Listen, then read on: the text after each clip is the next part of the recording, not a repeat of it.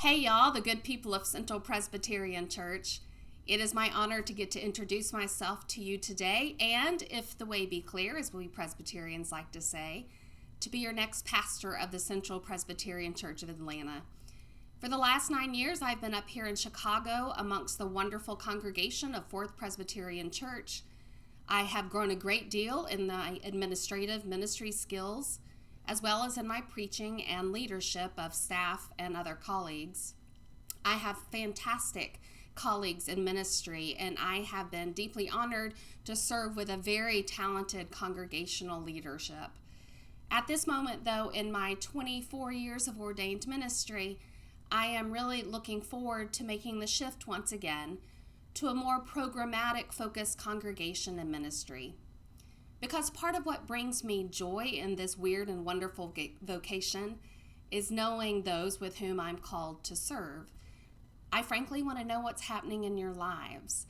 I want us to wrestle together about how God might be calling us to be of use in God's repairing of the city and the world. I want to visit you in your homes and by your hospital beds. I want to be able to prepare sermons with your stories in my imagination and in my mind. I want you to be a partner with me as we vision what might be next. The last time I was amongst you was when I served as your, quote, advanced pastoral intern during the summer of 1998. I worked with Paul Osborne as we prepared intergenerational Sunday school for those Sundays in the summer, as well as the Reverend Dr. Kimberly Clayton and theologian Jim Costin as we helped to prepare worship. I think I even got to preach a couple of times and maybe sing a solo. Unfortunately, Ted Wardlaw was on sabbatical that summer, but I did get to do just a little bit of everything. Matter of fact, I enjoyed my time so much that I stayed on as a senior high youth advisor during the last semester of my seminary career.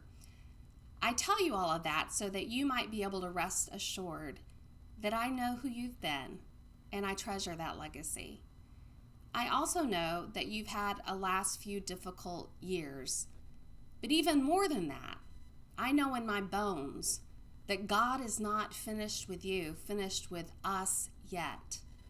I have such excitement about what might come to pass in this next season of ministry that we could share together. I promise to bring all of who I am in my fully messy human self.